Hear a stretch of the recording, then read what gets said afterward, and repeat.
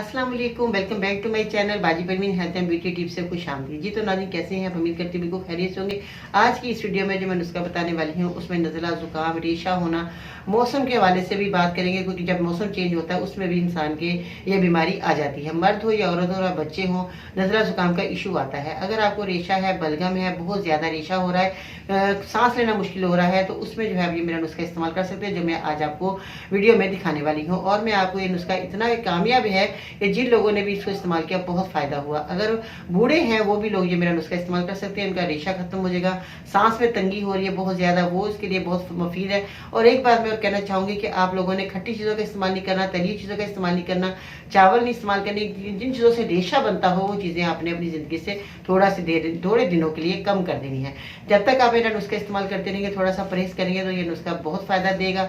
अगर आप परहेज नहीं करेंगे, जैसे पकौड़े समोसे खा लिए, चलिए थोड़ा सा चख लेते हैं, तो इस तरह जो है इंसान को ज्यादा परेशानी आती है और आपको सजा के तौर पर जो ज्यादा दवाई खानी पड़ेगी। ठीक है जी, आप ये नुस्खा मेरा इस्तेमाल कीजिएगा। चलिए वीडियो की तरफ चलते हैं कि आपने किन चीजों का इस्तेमाल किस तरह करना है। मज़ीद ऐसी मालूमाती वीडियोस देखने के लिए हमारे YouTube channel Baji Parveen health and beauty tips को सब्सक्राइब कीजिए और बेल आइकन को लाजमी प्रेस कीजिए। अब हम आगे नुस्खे की तरफ मैं आपको बताती हूँ कि आपने किन चीज़ों का इस्तेमाल करना है, जिसमें आपका नज़ला, ज़ुकाम, गला ख़राब होना और इसके बाद सीने में भी बहुत ज़्यादा बाज़ लोगों के दर्द शुरू हो जाता है, उन लोगों के लिए ये बहुत ही मुफीद और कामयाब नुस्खा है। इसमें आपने काली मिर्च का आपने इस्तेमाल करना है। काली मिर्च जो आपके सामने मौजूद है, ये हम खानों में इस्तेमाल करते हैं और बहुत ही हमारा खाना भी लजीज बनता है और अफादियत भी बढ़ जाती है। इसके बाद आपने दालचीनी का टुकड़ा है जो कि आपके सामने मौजूद है, दालचीनी आपने ले लेनी है। और इसके बाद जो है आपने लौंग का इस्तेमाल करना है, ये लौंग भी इसमें ऐड होगी। ठीक है जी, एक बहुत ही मुफीद नुस्खा बनने वाला है। और इसके बाद जो है आपने एक और चीज़ लेनी है, वो है बड़ी इलायची। बड़ी इलायची के दाने थोड़े बड़े होते हैं और ज़्यादा भी मिकदार में होते हैं, तो एक बड़ी इलायची के दाने मैंने निकाल लिए थे, तो ये आपके सामने मौजूद है। ठीक है, इसके बाद जो है आपने एक और चीज़ ऐड करनी है, वो है बड़ी मनक्का, जो कि मेरे सामने इस वक्त मौजूद है। बड़ी मनक्का है और ये जो बड़े अंगूर होते हैं उनकी ये मनक्का बनती है और ये हमने इस्तेमाल इसमें करनी है। इसके जो बीज हैं वो आपने निकाल लेने, या वैसे ही आप इसको बीज को रहने दें, ये आपकी मर्ज़ी है, मगर ये बड़ी मनक्का आपने इसमें ऐड करनी है। और एक और चीज़ आपने इसमें इस्तेमाल करनी है, वो है 4 अदद आपने अंजीर का इस्तेमाल करना है। अंजीर जो है वो भी आपने इसमें ऐड करनी है। अब आपको मैं बताती हूँ कि इन चीज़ों को, सब चीज़ों को लेकर आपने किस तरह दवाई को तैयार करना है। सबसे पहले तो आपने 4 गिलास पानी लेना है। 4 गिलास पानी में आपने 4 अदद ही अंजीर आपने डाल देनी है। 4 अदद अंजीर आपने गिन कर 4 गिलास पानी में डाल दें। इसके बाद आपने डालना है मुनक्का। मुनक्का जो है आपने 2 से 3 अदद इसमें मुनक्का डाल दें। और दालचीनी का टुकड़ा आपने ले लेना है, 1 से 2 इंच का टुकड़ा आप ले लीजिएगा और इसमें आपने छोटे छोटे टुकड़े करके इसमें डाल दें।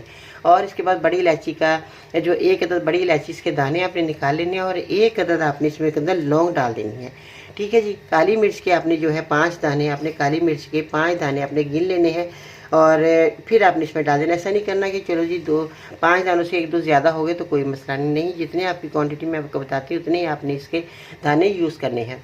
और इसके बाद जो है जब काली मिर्च के 5 दाने आप इसमें डालें, इन सब चीज़ों को आपने अच्छे तरीके से उबालना है, हल्की आंच पे रखना है, यानी कि फ्लेम बिल्कुल आपकी बहुत कम होनी चाहिए, ताकि आसानी के साथ ये सारी चीज़ों का अर्क जो है पानी में आ जाए। जब ये पानी आधा रह जाए तो इसको छान लें। इसके बाद आपने क्या करना है कि इसके अंदर शहद डाल दें। अगर आपके पास शहद खालिस मौजूद है तो आप शहद डाल दें, नहीं तो आप गुड़ डाल सकते हैं। गुड़ आपके लिए बहुत अच्छा है। चीनी की जगह अगर आप गुड़ का इस्तेमाल करते हैं, चाय बनाते हैं या आप खानों में इस्तेमाल करते हैं, तो आप गुड़ का इस्तेमाल करेंगे तो आपकी फायदे जो है खाने की भी बढ़ जाएगी और आपकी बीमारियां भी दूर हो जाएगी और आने वाली बीमारियों से भी आप हमेशा महफूज रहेंगे।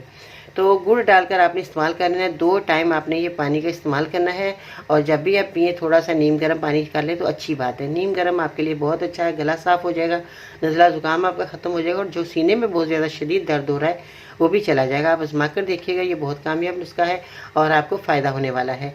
तो अगर आपको फ़ायदा हो जाए तो मेरे दूसरे मरीज़ों को ये मेरी वीडियो शेयर करें, ताकि दूसरे लोग भी फ़ायदा हासिल कर सकें। और आपने ये इसके साथ आपने ये जब दवाई इस्तेमाल करें तो थोड़ा सा आपने परहेज़ ज़रूर करना। जरासीम से बचेंगे आप और धूल मिट्टी से बचेंगे। और इसके अलावा जो है अगर आपके कमरे में कहीं मैट बिछा हो, उस पर झाड़ू लग रहा है, तो आप थोड़ा हट जाएं। इससे जो है हमारे सारे ज़र्रात जो है हमारे पेट में जाते हैं और हमारे को बहुत ज़्यादा हमारे इन्फेक्शन हो जाता है, जिसकी वजह से हमें ये नज़ला ज़ुकाम का हमला हो जाता है। तो ये छोटे बड़े सब इस्तेमाल कर सकते हैं मेरे कामयाब नुस्खे को। और अगर आपको फ़ायदा हो जाए तो दुआ ज़रूर करनी है और मेरे इस वीडियो को ज़रूर आपने शेयर करना है, तो इसके बाद आपने क्या करना है, एक और काम ज़रूर कीजिएगा जो आपके लिए बहुत मुफीद है, वो ये है और फ़ायदा भी है। ठीक है, आपने क्या करना है, मेरे चैनल को सब्सक्राइब करना है, बेल बटन आइकन को ज़रूर दबाएं, और ताकि आपको इस तरह की मुफीद और कारगर जो नुस्खे हैं आप तक पहुंचते रहें और घर बैठे अपना इलाज करते रहें। ठीक है जी, अपना ख्याल रखिएगा। इसके साथ ही बाजी भी उनको इजाज़त दीजिएगा। इंशाअल्लाह ताला ज़िंदगी रही तो फिर मिलते हैं नई वीडियो में, तब तक के लिए अल्लाह निगहबान।